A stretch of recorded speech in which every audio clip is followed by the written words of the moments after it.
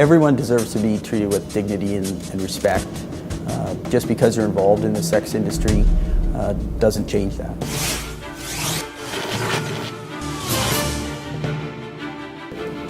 Sex trafficking is essentially the selling of another person. It involves a procurer or a pimp who is compelling a person to be involved in the sex trade against their will.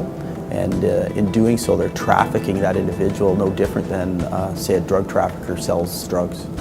They were there to exploit these women and just basically use them for any amount of money that they could get out of them. Our unit does two types of sting operations presently. We target Johns who are looking to purchase sex from sex trade workers who are working on the street, as well as sex trade workers or escorts who are advertising sex for sale online. A common scenario is patrol responding to an assault. In this case, they responded to one of the hotels. On their arrival, they encounter a young woman and a man.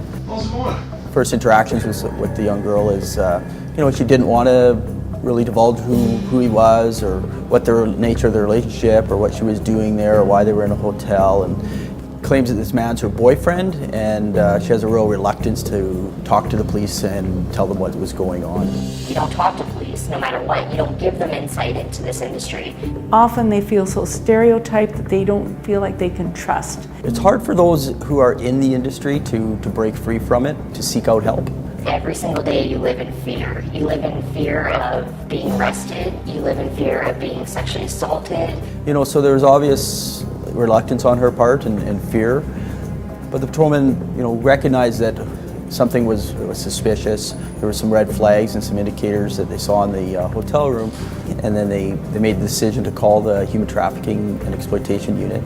Our detectives attended, and working in conjunction with the officers, were able to interview the young lady, build some rapport, build some trust, and to the point where she felt comfortable revealing that she was in fact being trafficked, being forced to sell herself for sex, and that this boyfriend was in fact her pimp. So with that disclosure, it resulted in charges being laid. The detective's involvement in the investigation doesn't stop after the arrest. We want to be part of her leaving this lifestyle and exiting this lifestyle for good. I just felt like 1,000,000 pounds of weight had been lifted off my shoulders and that I actually had a second chance. These women often need all kinds of social supports. So then the next step was we were able to involve our partner agencies with this young lady. We are truly intervening and helping in really difficult and painful situations. They all play an integral role in assisting and helping women who are involved in the sex industry.